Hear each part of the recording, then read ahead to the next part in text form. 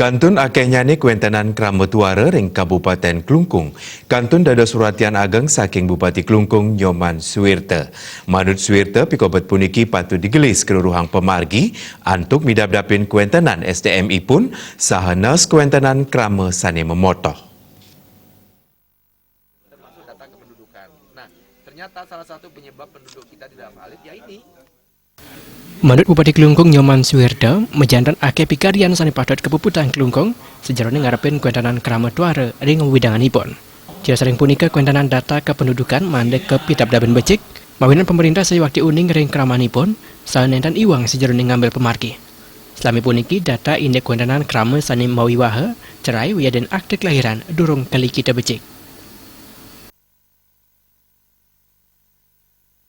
Sudah meroboh, kemudian dapurnya di alam, kemudian